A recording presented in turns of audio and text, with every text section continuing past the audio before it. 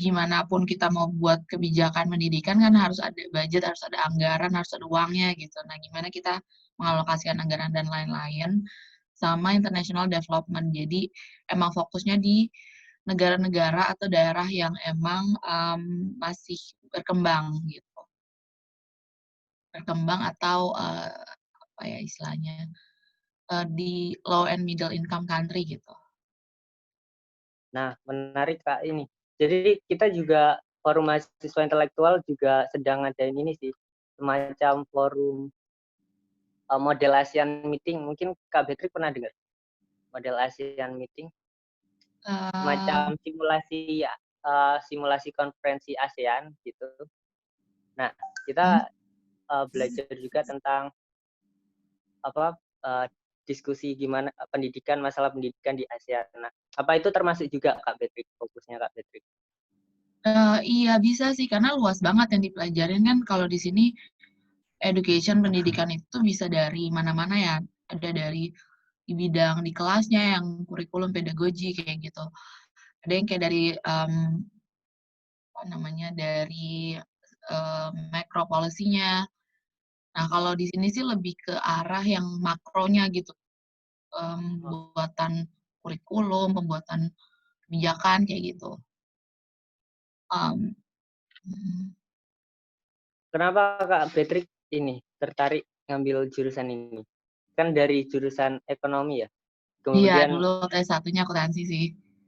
oh ya, akuntansi. Kemudian ngambil apa? Ikut Indonesia Mengajar, kemudian ambil jurusan yang pengen fokus ke pendidikan. Apa sih yang bikin tertarik? Ceritanya panjang sih. Sebenarnya waktu SMA itu eh, sempat kepikiran main jadi guru. Udah lama sebenarnya dari dulu tuh pengen. Cuman dulu kayak orang tua bilang udah ambil jurusan akuntansi aja yang gampang cari kerja gitu. Ya udah kan waktu pas SMA belum belum terlalu mikirin ya maunya gimana karirnya. Jadi orang tua bilang apa ikut aja.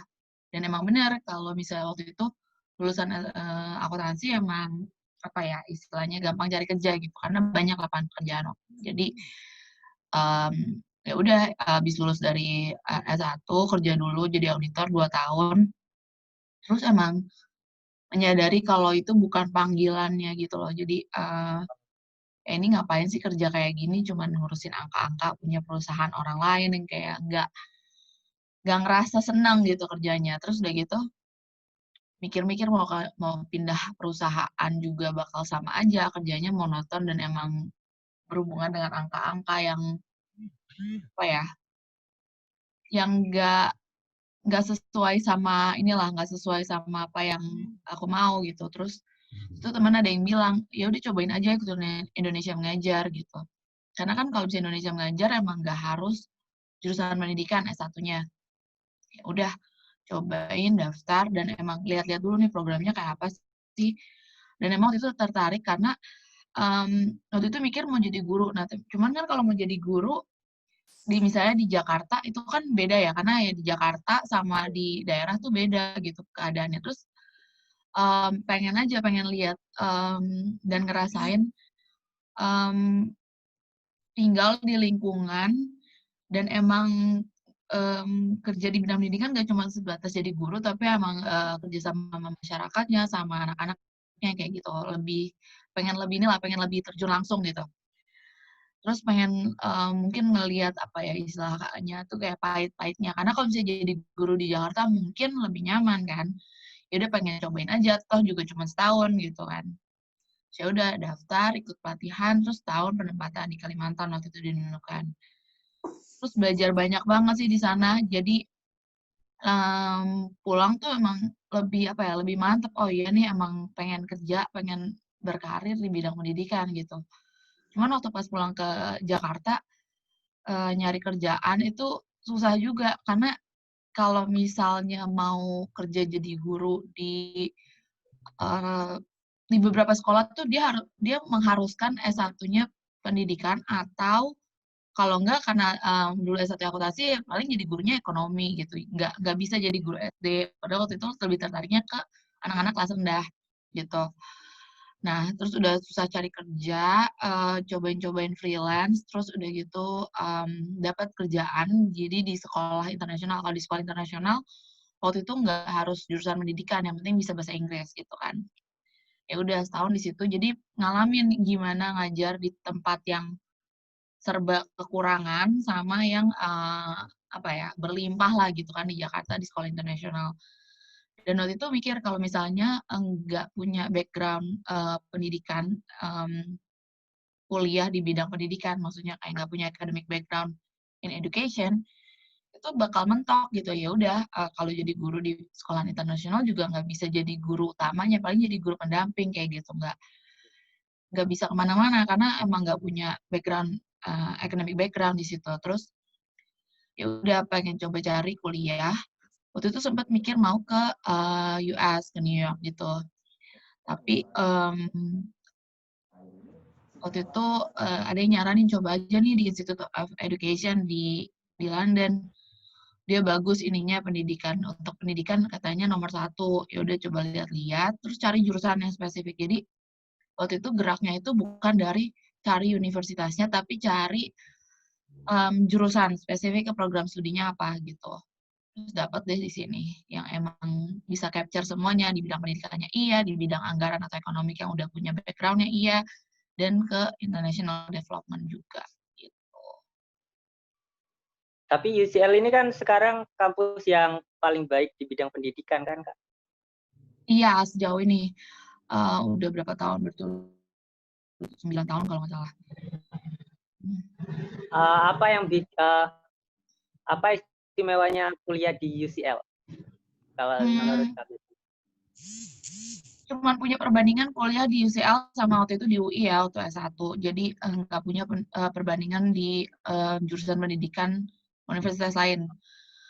Cuman bedanya kalau misalnya di luar, terutama di Institute of Education ini di UCL itu apa-apa dituntut belajar mandiri gitu. Dulu tuh waktu S1 berasa banget kalau belajar tuh disuapin dosen. Jadi dosen ngajar, ada sih part dari kita yang mahasiswa presentasi atau nanya atau bikin tugas atau apa, tapi, semua tuh lebih lebih dari dosen lah istilahnya kayak gitu. Udah ada jelas silabus, kurikulum, apa segala macam. Kalau di sini, udah jelas juga silabus, kurikulum, tapi waktu di kelas bener-bener, misalnya dosen nerangin apa dan, diskusi dari murid-muridnya tuh lebih lebih memperkaya gitu loh. Jadi karena, mmm, mahasiswa-mahasiswa yang kuliah S2 di sini tuh kebanyakan emang udah punya, bertahun-tahun pengalaman kerja yang, terkait di bidang ini, jadi mereka punya input gitu. Makanya kalau misalnya banyak juga yang misalnya mau lanjut S2, tapi dari S1 lanjut S2, menurutku sih nggak disaranin banget, karena sayang aja gitu, nanti di kelas tuh nggak bisa berkontribusi banyak, karena nggak punya pengalaman kerja untuk dibawa gitu kan ke konteksnya, gitu. Nah, terus bedanya lagi, kalau di sini tuh, apa-apa semua dinilai dari academic writing, jadi tugas tuh semua dari esai, paper gitu, nggak ada yang kayak kalau kita kan mungkin dulu ada presentasi atau ujian gitu, ya ada sih di tempat lain, tapi kalau di yang jurusan education itu benar-benar semuanya academic writing gitu. Jadi, gimana cara kita menyampaikan argumen itu, mmm, nggak cuma sebatas kita tahu ilmunya, tapi kita harus juga bisa, nambah sesuatu gitu ke ilmu itu. Jadi, harus lebih kritikal untuk analisis apapun. Kalau kita kan dulu, apa ya, misalnya diajarin apa, terus ya udah poin-poinnya apa, teorinya apa, ya udah jawab kayak gitu di ujian. Jadi itu, lebih hafalan istilahnya kalau dulu tuh S1, kalau pas zamanku sih, atau sekarang. Kalau misalnya di sini tuh nggak bisa kayak gitu, justru kita harus ngebawa sesuatu, kita harus bring something new to the table gitu loh, nggak bisa cuman dosennya bilang apa, ya udah kita jawabnya kayak gitu, nggak mau, dosennya nggak mau kayak gitu. Dosennya tuh bener-bener nyari kita tuh mikir apa, dan itu harus baru dari kita, nggak boleh kayak, dari orang lain bilang apa, karena kalau misalnya dari orang orang lain bilang apa kan harus di cite gitu kan, kayak di paper tuh ada citation gitu. Nah, ini tuh kita harus benar-benar lebih, apa ya, lebih kritikal lah gitu, itu sih bedanya. Kalau kalau ini, Kak Betri kan juga punya pengalaman nih ngajar di pedalaman. Nah, itu di Mmm. bawah apa, sempat ada diskusi tentang masalah-masalah yang misal pemerataan pendidikan kayak gitu di kelas. Oh iya, iya banget. Karena di sini kan ngambilnya education dan ujungnya kan ada international development. Jadi semua kelas yang ada international development itu emang kita ngebahas isu-isu dengan konteks apa yang masih tertinggal lah kayak gitu. Jadi emang yang masih butuh dikembangin gitu. Kita nggak pernah tuh ngebahas kayak pendidikan di misalnya di US gimana gitu. Kita selalu ngebahas negara-negara yang emang dengan resource sangat terbatas gitu. Makanya kayak pengalaman yang waktu pas di pedalaman itu justru lebih lebih bisa dibawa gitu daripada pengalaman ngajar waktu di kota gitu. Itu sih karena emang masalahnya beda kan. Kayak semua semua itu mempengaruhi lah gitu. Nah, Kak Betrik ini kita juga ada kegiatan rencana untuk melakukan pengabdian kan ke daerah Kalimantan. Nah, ini Kalimantannya di daerah Kalimantan Barat, perbatasan Malaysia juga kayak Nunukan, tapi Mhm. ini di Kalimantan Barat daerah Siding. Pernah dengar nggak? Pernah. Daerah Siding. Belum pernah ke sana sih. Nah, kita mau ada rencana nih ke sana. Nah, kemudian selama pengalaman Kak Betrik di sana, apa sih yang harus kita siapin kalau kita mau terjun ke daerah-daerah tertinggal? Rencana di sana berapa lama tuh pengabdiannya? Kita 1 bulan sih, 1 bulan Satu cuma. bulan. Terus programnya misalnya turun ke sana ngajar anak-anak atau mau bikin program apa gitu? Kita ada mengajar juga, kemudian ada rencana ada pelatihan juga untuk masyarakat, karena kita ada jurusan PLS juga, pendidikan Mhm. luar sekolah, itu lingkupnya pendidikan orang dewasa sih, andragogi. Jadi juga berkaitan dengan kepelatihan, pemberdayaan, itu teman-teman PLS. Jadi ada kita program mengajar, ada program untuk masyarakat, misal semacam pelatihan pembuatan batik atau pembuatan pelatihan pertanian seperti itu. Juga ada mengajar. Sama Mmm, renovasi sekolah rencana kita. tapi udah boleh ya ke sana ya? Nah, harusnya kita udah berangkat bulan Juli Agustus ya. Cuma Mhm. karena corona ini kita ketunda. Iya, iya, iya. Kalau dari aku sih tipsnya pokoknya kalau ke Kalimantan itu kan beda dari Jawa ya. Di sana, waktu pas pengalamanku sih itu banyak kepercayaan-kepercayaan daerah mereka lah gitu. Nah bukannya kita, apa ya, maksudnya walaupun kadang-kadang itu mungkin, beda sama apa yang kita yakinin, kalau waktu aku ke sana sih, lebih ke menghargai dan menghormati, masyarakat setempat ya. Jadi, mmm, lebih ini aja, lebih apa sih, lebih humble aja, lebih kita tuh ke sana datang bukannya mau jadi pahlawan gitu, tapi kita tuh mau sama-sama, bantuin mereka, tapi kita bukan memposisikan diri kita sebagai orang yang superior yang lebih tahu dari mereka gitu, tapi kita mau ke sana, mereka yang lebih tahu, nah kita bisa bantu apa sih, kayak gitu. Mungkin itu mindset-nya yang harus dibawa dari sini gitu, dari tempat kalian berada gitu. Karena, itu lebih membangun hubungan dengan mereka itu lebih lebih penting daripada kita, oh ya output-nya nih kita jelas nih, anak-anak kita, ajar gitu, kita bikin sekolah atau apa, tapi, mmm kalau di bidang pengembangan masyarakat itu yang lebih penting itu kan sustainable ya, waktu kalian pulang mereka tuh tetap juga bisa terus berkembang dan jadi lebih baik gitu, nggak cuman sebulan, "Oh ini output-nya ya udah segitu aja." Nah, makanya yang dibangun tuh harusnya masyarakatnya, gimana supaya mereka tuh bisa terus berkembang setelah kalian pulang. Nah, makanya, jangan sampai waktu di sana tuh kalian cuman, apa ya, teman-teman cuman pikir, "Oh ya udah, saya datang ke sini untuk ini." Jadi emang harus juga inilah bergaul dan banyak belajar dari masyarakat di sana gitu sih kalau dari aku. By the way ada yang nanya ya? Oh ya, ada yang nanya nih, gimana tips Kakak untuk lolos Indonesia Mengajar? Mmm, kalau Tips lolos, sekarang kayaknya sistem pendaftarannya sedikit berbeda dari, zaman aku dulu.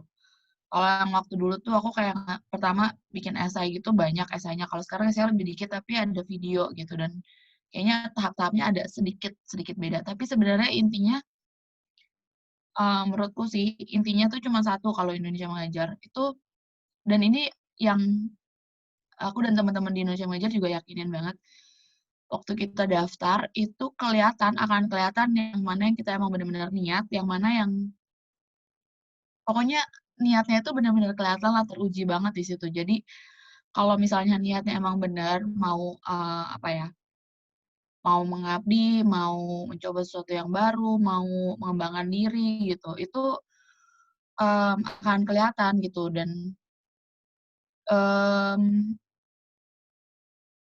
kalau misalnya tips untuk nulis esai di tahap awal itu sebenarnya kan, mmm, misalnya nanti akan ditanya gitu, pertanyaannya apa, nah terus akan ditanya, kalian disuruh ceritain pengalaman gitu. Jadi semua esai atau pertanyaan interview atau apapun yang waktu pas kalian ditanya itu jawab bukan dengan mengangan-angankan. Misalnya, kalian ditanya, "Gimana kalau kalian menghadapi kegagalan?" Gitu misalnya pertanyaan yang inilah yang standar di, ini di beberapa interview misalnya.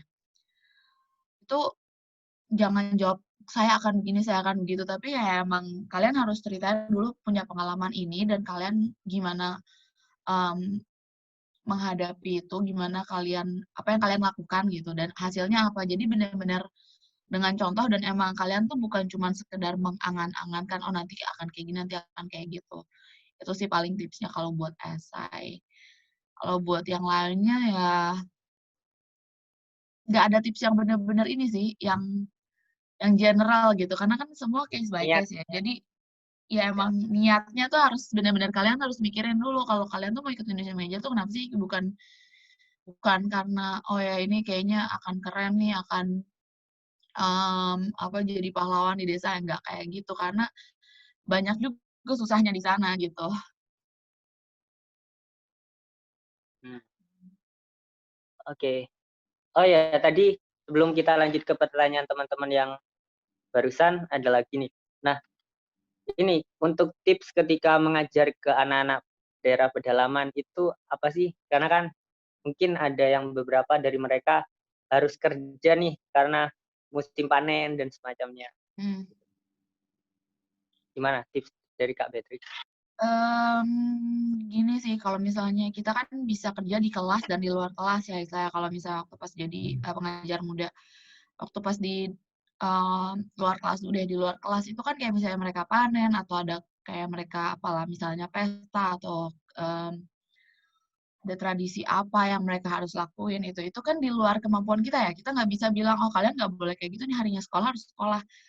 Ya Ya, idealnya kayak gitu, tapi banyak yang di sana emang belum bisa kayak gitu dan kita harus, apa ya, harus terima sih, nggak bisa langsung kita maksa, "Oh nggak boleh kayak gitu." Cuman kita bisa melakukan pendekatan dengan, apa ya, pendekatan dan, ke masyarakat, ke orang tua, ke kepala desa, ke pokoknya stakeholder di sana untuk memperlihatkan betapa pentingnya pendidikan buat anak-anak itu. Tapi ini caranya nggak ada satu cara yang, fit for all gitu, nggak ada satu cara yang bener di oke. semua tempat gitu. Tapi ya kalian harus lihat gimana kondisinya di sana gitu. Karena emang beda-beda kondisinya, karena misalnya gini, di tempat-tempat yang tertinggal pun banyak, yang emang udah percaya dan peduli banget pendidikan, jadi udah nggak kayak gitu lagi. Dan ada yang kayak emang tertinggal dan emang masih kayak gitu dan ini nggak bisa disamaratain gitu. Dan kalau misalnya di luar kelas kita cuman bisa ya udah usahanya kayak gitu kan. Nah, kita bisa maksimalin di dalam kelas, karena di dalam kelas kita sebagai guru kita yang punya kontrol gitu. Nah, itu kita harus gimana bikin, metode pembelajaran yang bikin anak-anak itu senang belajar gitu dan, ini yang apa ya, yang juga jadi concern-ku sih, karena misalnya kita mau bikin metode pembelajaran kayak gini, kita mau ngajarin anak-anak kayak gini, tapi silabusnya bilangnya kayak gini, ini harus diajarin ke anak-anak, walaupun kadang-kadang kok nggak make sense ya ngajarin ini ke anak-anak misalnya pas di Kalimantan. Aku ngajar seni, budaya dan keterampilan, terus udah gitu ada pelajaran tentang batik Jambi, batik Jogja, batik Solo buat anak-anak di Kalimantan yang mereka aja nggak tahu, misalnya Tahu. lihat batik juga ya udah segitu aja dan kayak kenapa mereka harus tahu itu gitu? Kenapa nggak mereka mempelajari kayak misalnya mmm, pakaian daerah di Kalimantan itu sendiri gimana, atau maksudnya kenapa mereka harus belajar apa-apa yang di Jawa gitu, dan itu kan sebenarnya kalau misalnya kita pikir-pikir kenapa harus kayak gitu, tapi ada di kurikulum dan ada di silabus, jadi dan ada di ujian nasional dan bukan di ujian nasional, sorry, di ujian sekolah gitu. Jadi kadang-kadang itu juga jadi kendala kan. Nah, jadi waktu pas di kelas gimana caranya lah kita juga jadi guru nggak cuma terbatas sama yang di apa istilahnya yang di di diharuskan di silabus, tapi kita juga mau ngebawa apa sih yang menurut kita sebagai guru mereka tuh harusnya belajar kayak gitu. Dan ya emang kita harus jadi apa ya lebih kreatif aja sih gitu, karena tantangannya kan kita jadi pendatang, istilahnya kita juga mau anak-anak nih senang sama kita gitu kan. Nah, tapi di satu sisi mereka tuh misalnya di tempatku dulu itu terbiasa sama guru yang disiplin dan tegas dan keras gitu. Jadi mereka tuh istilahnya lebih nurut sama guru-guru laki-laki yang tegas, yang ya gitulah ya, pembawaannya beda kan. Nah, Ya. itu emang harus harus ya gimana kita belajar tentang ini sih, pengelolaan kelas dan lain-lain, itu emang butuh pengalaman aja gitu. Ya, biasanya nih suka lari-lari ya anak-anaknya ketika kelas keluar. Iya, benar. Dan sebenarnya kalau dipikir-pikir nggak salah juga sih, maksudnya anak-anak itu emang begitu Memang suka dan bermain.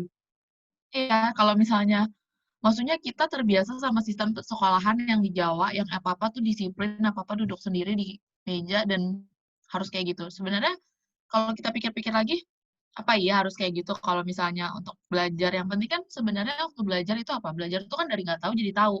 Ada ilmu yang Ya, masuk gitu, ada ilmu yang bisa mereka terapkan, bukan cuma sekedar mereka hafalin. Dan mungkin caranya nggak harus dengan anak-anak diam di kelas kayak gitu. Mhm. oke. Ini ada pertanyaan nih, Kak.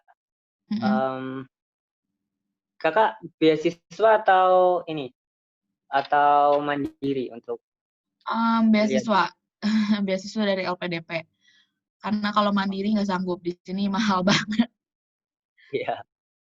Nah, tips untuk ini, untuk masuk lolos LPDP dan juga kan LPDP juga kayaknya kampusnya tertentu ya, atau gimana?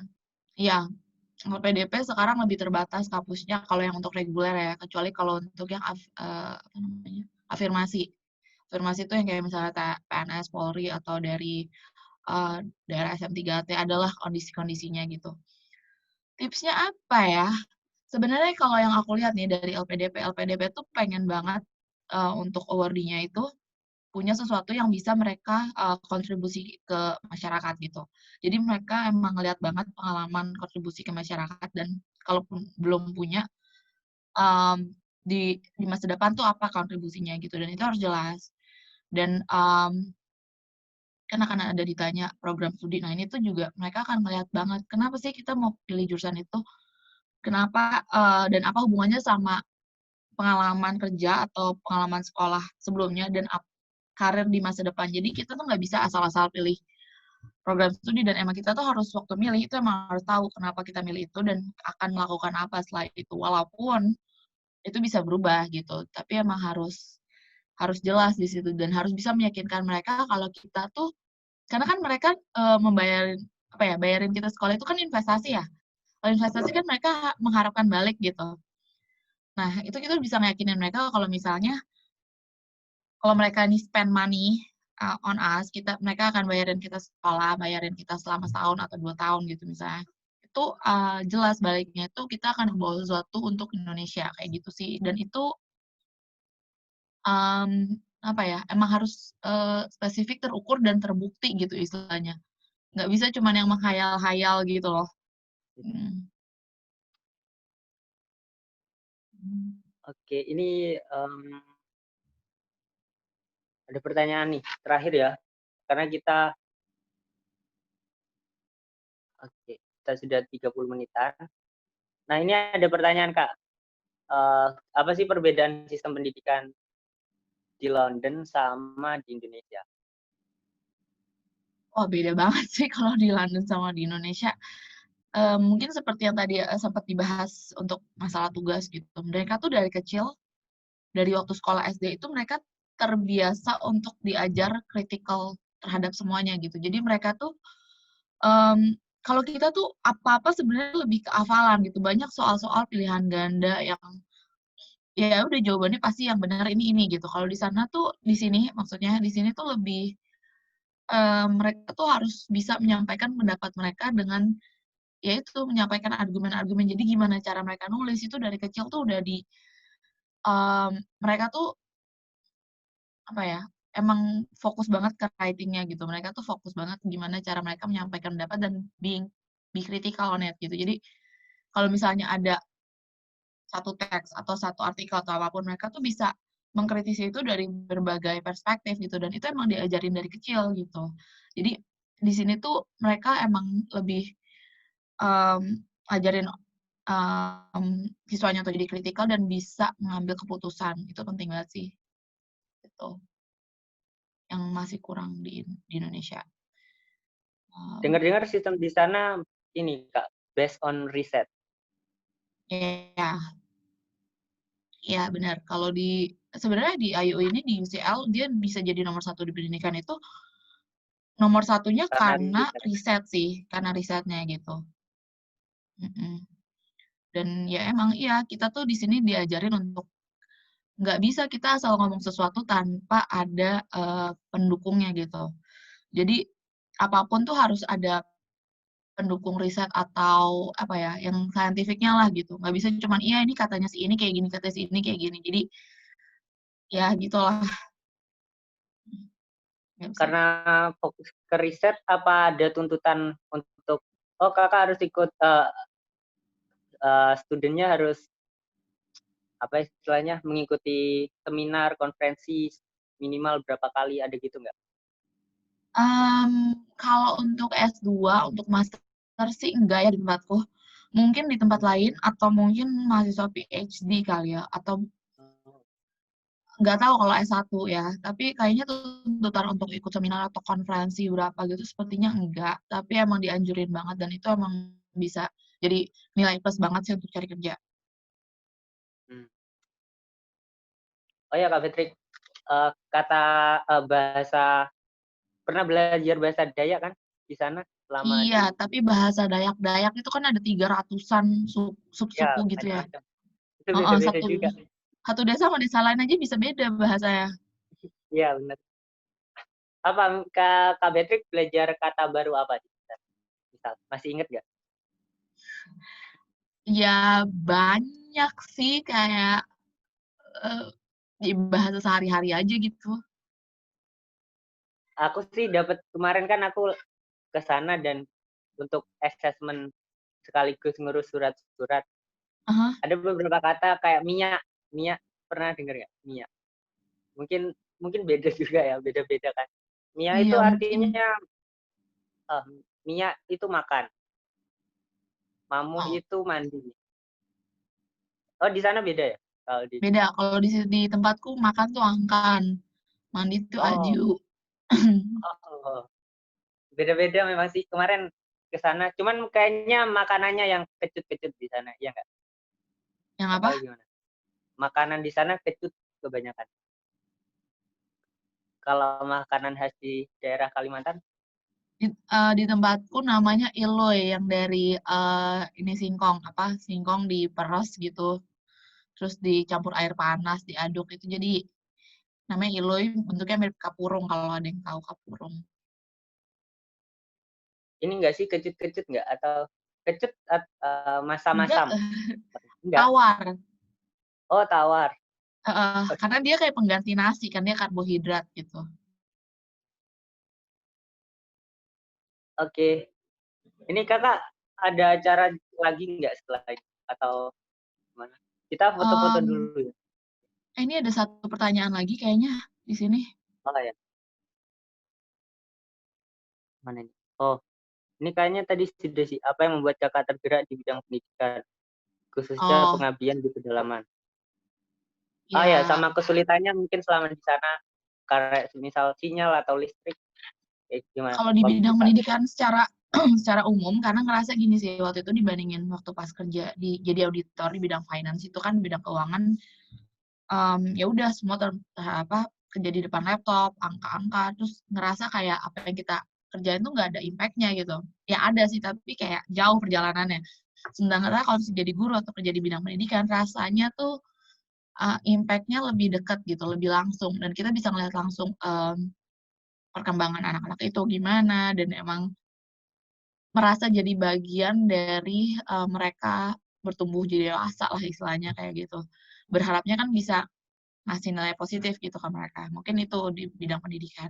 Kalau khususnya di pedalaman, um, karena pengen lebih membuka mata sih.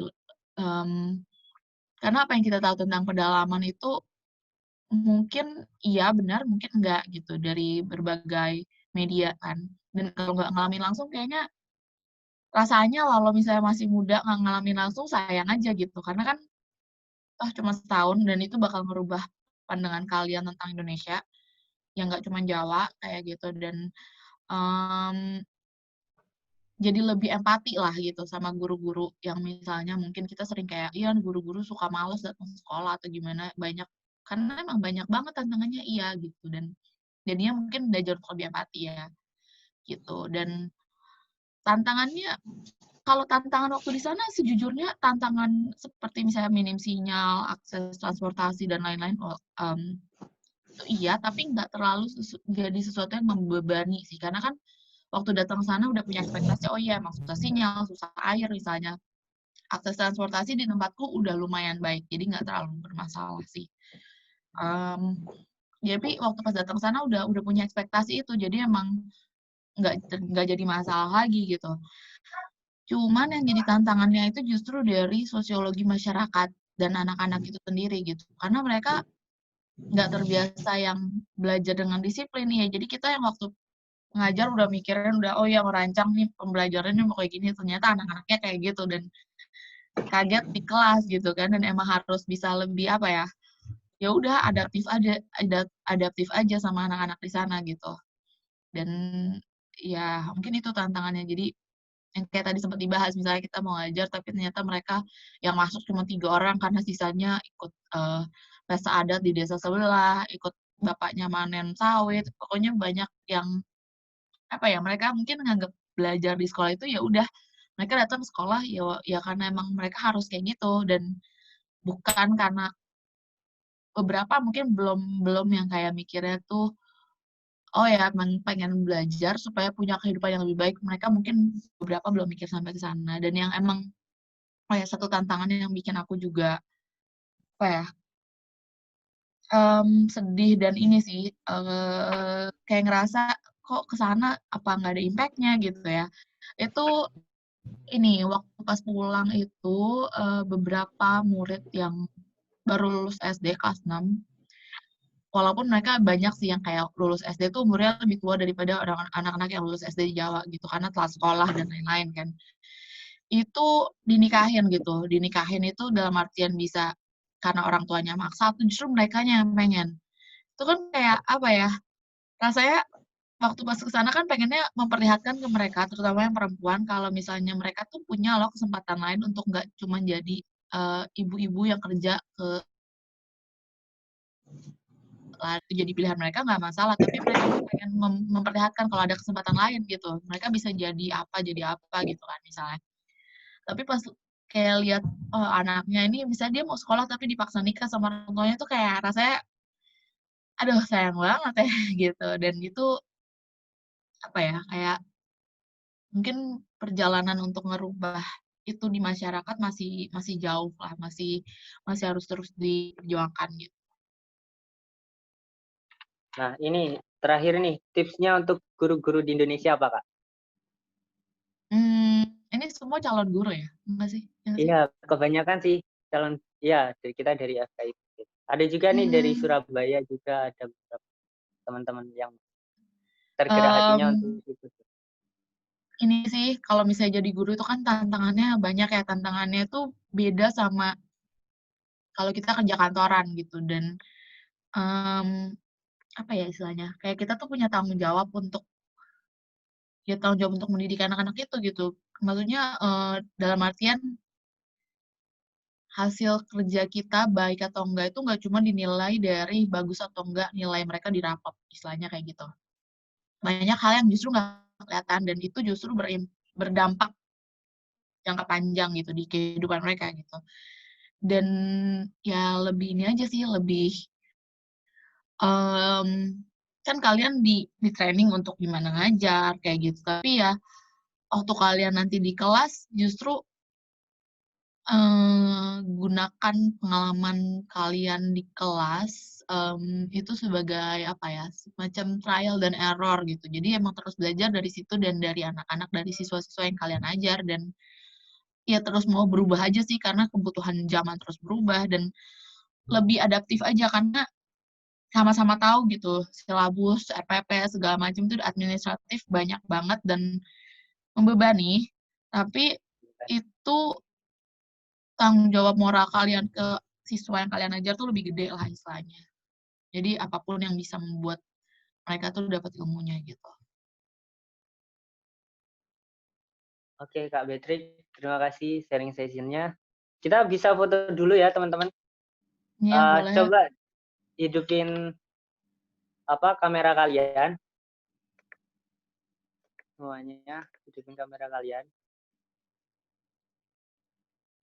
Oke,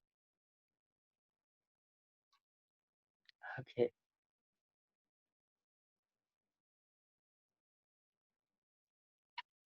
Teman-teman yang lain bisa hidupin kamera teman-teman ya. Kita foto bersama.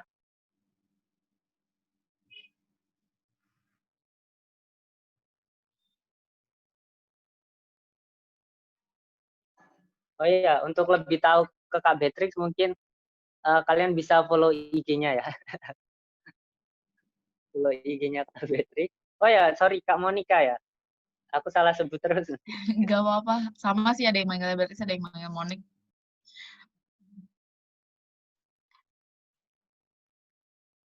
Oke teman-teman, aku ambil gambarnya ya. Ini ada beberapa yang nggak ngidupin, kenapa ya? Atau Masih kalian, nunggu sinyal mungkin. oh ya, hemat kuota mungkin. Di sana juga berarti masih belajar online ya? Eh, apalagi libur semester? Masih libur sih kita. Karena kalau di UNED itu kita masuknya September awal, Hmm. liburnya itu pertengahan Desember. Jadi memang kuliahnya pendek sih, 4 bulan setengah. Gimana nih, gaya gini atau gimana teman-teman? Silahkan. Oke, gaya terserah ya. Aku ambil gambarnya, 1, 2, 3. Oke, thank you. Oke, makasih Kak Beatrix untuk sharing sesinya, bermanfaat sekali. Dan teman-teman, karena kalian calon guru, kalau teman-teman tahu di undang-undang ini, kalau nggak salah ya, nomor 20 tahun 2003 tentang sistem pendidikan nasional, di bab 1 ketentuan umum angka 2, itu bahwa pendidikan nasional itu adalah pendidikan yang peka terhadap perkembangan zaman. Jadi artinya kita harus siap nih dengan perkembangan zaman dan harus tahu apa tantangan ke depan yang perlu kita siapkan untuk anak-anak didik kita ke depan. Karena itu teman-teman terus belajar dan semangat untuk terus berkarya juga. Dan untuk Kak Beatrix, mungkin ada teman-teman yang mau mengucapkan sepatah dua kata, dipersilahkan. Angkat tangan dulu, coba yang mau. Saya kasih kesempatan. Oke, Absari mungkin. Ya, silakan Absari. Sari dong. Ya. Ya, terima kasih untuk Kak Beatrix yang telah membagikan ilmunya kepada kita sehingga kita sebagai calon guru terbuka untuk untuk memberikan segalanya, baik itu berupa pikiran maupun apapun kepada calon anak didik kita. Terima kasih. Oke, Um, satu lagi. Oh ya, kalau Iya. boleh tahu nih rata-rata pendidikan apa ya? SD atau Oke, atau aku sendiri ya, perkenalan uh, dulu. ya saya pada Ya, namaku Ricky Julius Christian.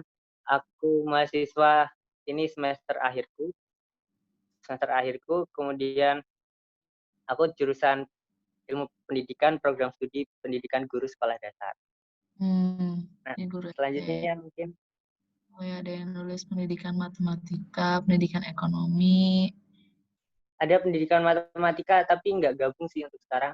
Ini ada Absari nih, coba Absari, kamu dari mana?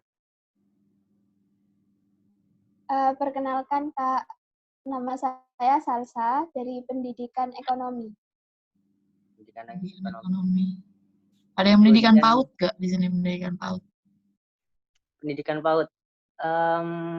Ada yang pendidikan PAUD, teman-teman? Ada sih temanku, cuman dia nggak bisa gabung. Karena memang sekarang ada ini juga, ada meeting juga, ada apa namanya, semacam webinar gitu sih. Terus ini ada Devi Anissa, ini PGSD juga. Devi, halo Devi. Jadi PGSD ada 3. Oh, ini ada Holly mungkin perkenalan. Halo Holly. Kalau yang Holly ini dari UNESA, Kak. Oh, Kita gabung. memang ya. Halo Holly.